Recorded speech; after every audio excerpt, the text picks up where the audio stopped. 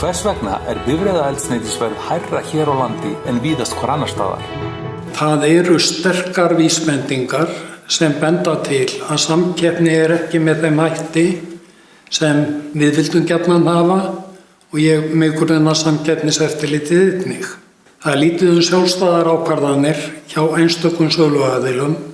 Þetta meira eltingaleikur. Þeir elta hvorn annan bæði tilboðum og þegar verið að hækka verð. Þannig að virk verðsamkeppni mjög takmörkuð á þessu sviði. Það má vissulega benda á það og það liggur fyrir. Við búum í fámennu landi sem hér á afskekktri eyju í Norður-Atlantshafi.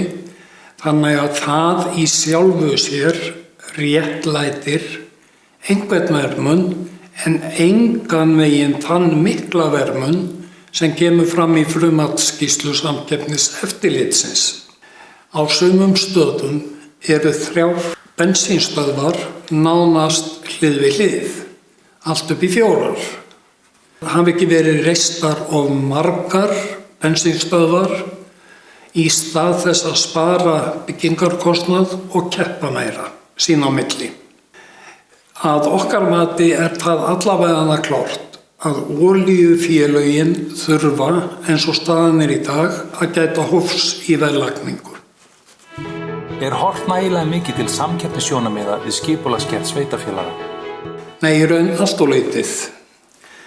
Að okkar mati þá tökum við mjög undir tillögu sem kemur fram í frummatsskýrslunni þar sem kveðið á að það verði settur á laggirnar starfshópur til að skoða reglur skipulag þannig að sveitarfélög geti tekið ábyrgari afstöðu og haft áhrif á hvort að samkeppni sé fyrir hendi á viðkomandi markaði, í þessu tilviki eldsneytismarkaði.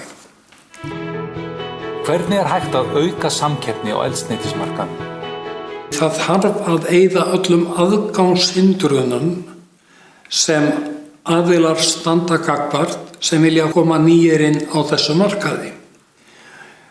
Þau fyrirtæki sem eru fyrir á markaðnum eiga bæði birgðarými og eins uppskipun eða dælingu í land frá olíuskipun sem koma með bensín eða olíu. Þetta gríðarlega mikilvægur markaður fyrir neytendur. Þess vegna hlýtur það að vera krafa frá neytendum og neytendasamtökunum að það verði reynt að virkja og koma á tryggri samkeppni á þessu sviði. Ef að það dugar ekki til að koma á eðlilegri samkeppni, þá gera neytendasamtökin einfaldlega kröfu það að það verði farið að stýra þessu markaði annaðhvort með hámarksverði eða hámarksálagningu.